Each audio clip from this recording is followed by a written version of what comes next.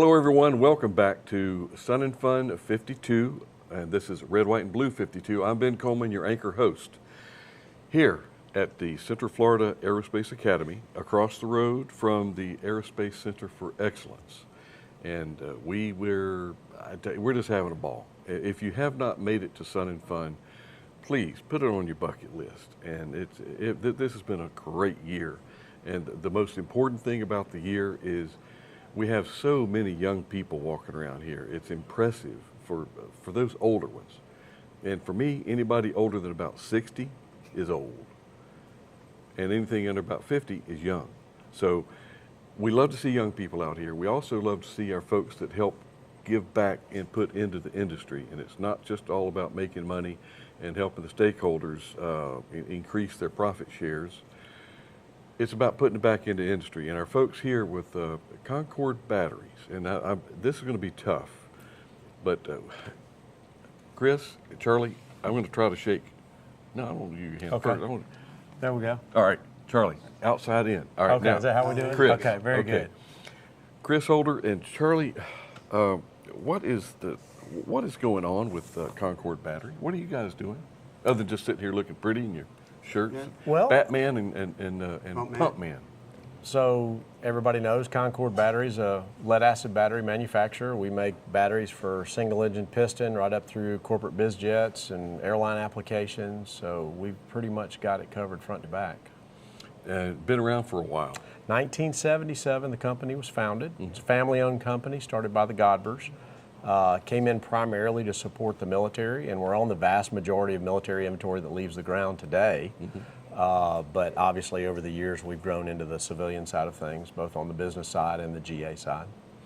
And this is about the batteries. How about the pumps? What do you guys have to do with pumps? So CJ Aviation is where I got my name from building and manufacturing pumps. CJ? Yep, CJ Aviation. Know it well. Yes, and we built the little red pumps, and so over the years the name stuck, Pump Man. We did smoke pumps, hydraulic pumps. Everybody knows the smoke pumps because we put them on the Titan aerobatic team. Most of the aerobatic teams out there, we put them on, and they can't look good if we can't perform and make them look good. And I'm just going to go right out there and say that, batteries, as long as when you hit a switch and it comes on, okay, cool, it's a battery. 7 seconds later, you forgot about it. Yeah, and pumps, the same thing. You throw a switch, the pump works. Okay, big deal. Yeah. But it's service after the sale, and that's what I know. I mean, both of those commodities that you guys furnish, it's service after the sale. And if something goes wrong, or maybe not the way that you think it should be, these guys support it. And you're not talking to AI. You're not, when you call them, you may get funneled through a little sequence or some gates to get to the right person, but you're going to talk to a live human being. And they jump in to actually do everything they can to, I feel like I'm doing your job for you. I shouldn't be doing that. How important is service after the sale, guys? It's critical. I mean, you can make the best product in the world, and if you don't support it, if you don't make it easy for your customers to do business with you, you're going backwards. And what you said is absolutely right. I mean, at Concord Battery, you basically push one button and somebody's going to pick up the phone and ask you who you need to talk to. I mean, I speak at IA seminars all around the United States, and people always give us great feedback about how easy we are to access. We always say that we love to talk to our customers because they're who pay our bills. So, yeah, as great a product as Concord Battery makes, the customer service team is second to none, and I've been in the industry a long time, so. I'd say first, like Chris said, if you don't support your product you have, then why do it? And my dad always said, if you're going to do it right the first time. And then the rest is just about building relationships with your customers and make them feel warm and fuzzy that you do have a good product and you'll stand behind the product. And that's what we did at CJ Aviation for going on 36 years now. And so it's just really listening to what the customer says, listening to the problems that they have, and then solving their problems is how you gain their trust and also fix the problems that they may have. And further for the future for them. So they're not spending a ton of money for no reason. And that's how we took it. And I believe that sincerely. And I came across a guy, this is several years back, but he said, yeah, my battery failed on me. It wasn't but 3 years old. I said, well, you know, did you call the company? He says, yeah, I called them. Well, and what did they do? Well, they gave me a new battery. It was Concord. And I said, well, what'd you have to do for that? Just tell them that we had a problem with it, and I felt it should have lasted longer than 3 years. I said, but that's not really fair, because they don't know the torture that battery went through that 3 years. And usually lead acid's 4, maybe 5 years if you're lucky and you take good care of it. How do you take good care of a battery? So the simple secret to taking care of a battery is keeping it fully charged when you're not using it. If you ever went to shop class back in our day at high school, or you went through A&P school, you were taught that batteries die on a curve, and that curve comes from the imperfect life that they lead. They don't get fully recharged after an engine start, or you're doing some avionics upgrades, or downloading, updating the card, and then you don't get the energy back in the battery. It's funny how we're conditioned. If we see anything less than 50% on our phone, the first thing we do is plug it in. But with the batteries in our aircraft, we typically don't do that. So that's foundationally, keep them fully charged when you're not in use. Battery minders are obviously a good solution. The main solution is to use the equipment. We tell you, if you fly once a week, you go at least an hour when you go, you're going to be fine. And similar with pumps. I mean, Absolutely. do not run a pump dry. Oh, absolutely. Please, That's don't what run I'm a saying. pump dry. Don't run a pump dry. And that's the key, because a lot of people, even though the pumps we build were the backup and boost pumps, they could start their engines without it. But then when they want to use it, it wasn't there. So I always tell them to exercise them. Always keep it exercised. And if you're going to store the plane for a while, going on vacation with her, I always tell them to pickle the pumps the first thing, because what happens is the fuel drains out of them. Now all those raw parts are going to get rusted. We're in especially in South Florida. And so I always, keep it pickled, and I'll guarantee the pumps will last. It's always worked. Now, Charlie, a lot of folks don't know what pickling means. Explain good point. pickling. So you would just crack the inlet line, put a little bit 10-weight oil in there, turn the pump on for a little bit, and close it back up, and it'll be good. And it'll last. We actually do that when we manufacture them, to put them on our shelves, and we've had some sit on our shelves for 5-10 years and still be good to go. I always use the phrase, works good, lasts a long time. 100%. Yes. And a lot of engineering goes into this. A lot of, absolutely. A craft goes into it. And being a family-run organization, and, well, CJ is family-run. CJ is a family-oriented company, absolutely. We have a lot of young folks running around, and I know that Concord backs fully the education of our youth. And it's always a pleasure to see a company that don't mind putting back. And you guys, you cover a lot. We do. You really do. We do. Your outreach is outstanding. Appreciate that. And we got to give you a lot of kudos for that, because it comes at a price. I mean, I would hate to see your marketing budget.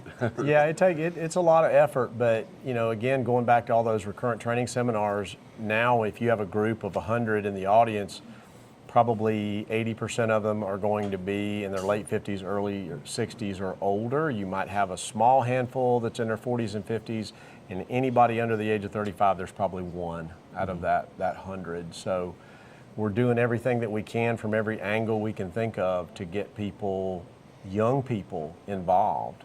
Much the same way that Mike Rowe's getting kids to recognize tech schools again, that there's value in that. And we're doing a lot of the same things. Well, being a plumber is not a bad occupation. Nope. Being an electrician is not a bad occupation. Unless you're working around and you got some fingers like that from hitting a hot wire. That's like right. That. Yeah. That's right. But you only do that once. That's right. And you learn the hard way. School of hard knocks. Work with batteries. You usually got a positive and a negative post or terminal. Most of the time. Which one do you disconnect first? Loaded question. It's a Negative. It depends. Is it a positive or negative ground system? True that. So, and why is that? Teach us a little bit here. So you want to disconnect the circuit, mainly is what you're wanting to do. You know, we talk a lot about parasitic loads. For instance, you know, parasitic loads defined as everything's turned off on the aircraft and you still have a draw on your battery, and you've got to disconnect that circuit. And we teach people to take that negative lead off, use your multimeter and both the negative post and that lead, and if you're showing a draw on that instrument, then that means something is in your aircraft where you've got a shorted circuit or you've got a parasitic load that's pulling power out of that battery. So making that circuit broken is the main thing. I learned the hard way. Let me share with you my experience with when you try to disconnect a battery. And for some reason, the engineering of this, they happen to put the positive post in the negative ground system, put the positive post real close to an airframe member. Yeah. I mean, they were a wrench, and it's the only one that I could really get to because the negative post was a lot harder to get to. I'll just make it easy. I was younger. I had hair. And I won't do that anymore because all you got to do is let that wrench get between that positive terminal and the airframe member, and you've got some fireworks going. That's there. right. We had a guy at the booth yesterday who did that with a RG35AXC, which pound for pound is one of the most powerful batteries we have, and 1100 amps arc across over to the skin of the airplane, and he blew a hole through it. Showed me the picture. So yeah, it's a lot of juice. He won't do that again either. Nope. That's a one-time deal. Oh, pump. Yes. Pump FUPAs. Charlie, tell us what can somebody do with a pump FUPA other than run it dry? You don't want to run it dry, but is that the big thing is leaving them running. You know, once they get in the air, get cockpit management settled down, what happens is they'll leave the pump on, and what it's doing, it's actually cavitating because the engine-driven pump is working, and it's sucking air because the fuel is vaporizing on the inlet side of the pump. So even though don't run dry, it actually is running dry because they leave the pump on. And it's detrimental to it because the shaft seal will not get lubricated because it's sucking air into the system. So don't leave the pump on. Turn it off when you're required to, and turn it on landing when you're required to. And keep it wet. And keep it wet. Absolutely. Keep it wet. I can only imagine it. You know, Kevin flew out here from Texas to spend some time with us, and you talk about a colorful individual, and I imagine Never at a loss for words. Never. And Kevin I miss him. I do too. We all miss him. And Tango 31 misses him as well, but he's still very much, he may not be alive, but he's there. Absolutely. And you guys are helping keep his legacy going. We are. And I'll never forget the night that I got the call when we lost him, and it was his wife. And she said, I'm just going through Kevin's phone, and I'm calling people that he has in there with a star beside it. Right. And I'm not going to do it. I was going to get choked up, but I'm going to stop myself. I'm not going to get choked up, but it might be too late. But I was proud and honored that Kevin had a star beside my name. What are we going to do to keep this thing going? Because he loved young people. Yes, he did. Yeah. So I met Kevin in 2015, 2016 across the aisle of an American flight from Dallas to Reno going to the air races. And he was just in the beginnings of getting Tango 30 up and running and figuring out the path and how to navigate it all. And the first conversation we had, I said, well, it's going to be easy for you to get all the components you need because we will all donate what you need. I said the tough part will be to raise that money, and of course, Kevin being Kevin, having the celebrity and the gravitas that he has, that he was able to get all that done. And fast forward, I spoke to Kevin about a week before he passed, and he was typical glass half full, everything was going to be fine. And Charlie was building this Daytona back into late teens, and we had always planned on getting together to do a cannonball run just for fun. And this week, last year, we were a month removed from Kevin's passing, and Charlie and I were talking, and I said, Charlie, you know, we still need to do it, but let's do it for Tango 31 and see if we can raise $1 million. to keep them going. And so here we are 12 months later, and I never realized how complicated and how difficult it was to put a project like this together, and how many layers there are, and fundamentally just getting as many people to know about it. It's fundamentally a numbers game. If 250,000 people donate $4, you get to $1 million. But you've got to get to that many people and get them to get involved. So we've been working really hard for the last 6-7 months getting the word out, but now it's almost time to go. Yeah, 12 days. I think we're 12 days out. And you're going to make it. I think you're going to make it. That'll be fantastic. And Kevin, talking about getting choked up, Kevin was sentimental. He was a very personal guy. He was. And it didn't take much to get that man to cry. And real men cry. I mean, I'm sorry. I'm glad to hear it. Yeah. They do. But it's all about the passion. And he was so passionate. And him and Mike Kennedy they had so much fun doing their show. And Mike's still kicking around. He's doing stuff all over the Yep, place. we saw him yesterday. Playing crazy. Doing good. Right. But we will keep Kevin in our midst. We Yep. really will. And sometimes it's cruel the way that we have to check out. It is. It is. And our tagline kind of that we've used for the last year is we're going to keep the dream alive. That's fundamentally the goal. Explain to us Cannonball Run. So back in the early 70s, when gas prices were high and Nixon brought the speed limit down, there was a gentleman last name Brock who said, I'm an American, I'll do what I want. And let's have a cross-country race. We'll go as fast as we can go without getting caught. The traditional route is from the Red Ball Garage in Brooklyn to the Portofino Hotel at Riverside Marina, about 2,850 miles. And it's basically as easy as that. You're trying to get across America on the roads everybody uses as fast as you can without getting anybody hurt. And of course, there's a lot of back and forth about the legality and even the ethics of trying to do something like that. The interesting part was that the record used to be around 31 hours, and when COVID hit, from April until June of 2020, the record was broken 4 times, and I think they shaved around 5 hours off the time because nobody was on the road. So it was the moment in time that if you wanted to do something like that, you could do it. So what we're going to do, I don't know how many years ago it's been, but a southern route was established from Jacksonville Beach to San Diego. Patty Wagstaff got wind of this a few months ago, asked us if we'd come down to St. Augustine and leave from her hangar. And when the greatest female pilot that's ever lived asked you to come start the party there, that's what we decided to do in about a nanosecond. So the southern route is from Jacksonville Beach traditionally to San Diego. We're going to make a little bit of a right and go up to McKinney. That's the official stop that we're going to make.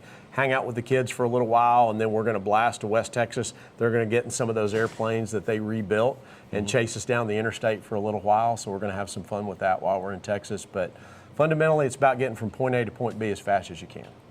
Safely. Safely. Yes. Safely. Because I remember, was it David Carradine or something? Death Race 2000? That's it. Oh, man. I'll never forget the manhole cover scene. Yeah. You got to always pay attention to what's coming up behind you. That's right, you do. But it's things like that we can have fun. And our youth, it's not, you want to do it legally, but there's a way to have fun and just skirt the edge a little bit. That's just right. A little bit, just skirt the edge, but don't break any law. Right. Yeah, no. Just push the envelope a little bit. To all our law enforcement friends out there, I promise we're going to behave. We're going to hang with traffic. Yeah. And if there's no traffic, you establish the speed limit. That's correct. Sort of, maybe, allegedly. Okay, Yeah. I've heard. So I've Yeah. heard. But guys, and we got about a minute left on this program, but we want to drive folks to your websites. Yes. Tango 31. Yes. They have a really, really good Yeah. website. Their website is t31aeroclub.com, and club is spelled with an E because Kevin liked the way the Brazilian flying clubs use the E. So in typical Kevin fashion, he said, we're going to do it too. But t31aeroclub.com, concordbattery.com, you'll be able to go on their Facebook page and watch the updates during the run on May 1st, 2nd, and 3rd. So I asked Kevin, well, why T31? And he said, it's our airport. that's right. So That's Aero Country. Well, that's crafty. Yep. I mean, let's just call it what it is. Simple genius. Yes, sir. I love it. Gentlemen, I notice you're not sunburned yet.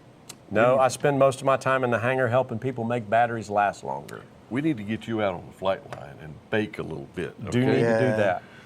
Thank you so much, Thank you, man. Charlie. Thanks so much for the Chris, time. you as well. I've got a battery that's been kind of giving me a little problem. Come see me, we'll fix it. I love it. I like to fix things. Okay. We'll see you next interview. I'm Ben Coleman, Florida Aviation Network, and we're going to have a lot of fun in the sun and get burned. We'll talk to you later.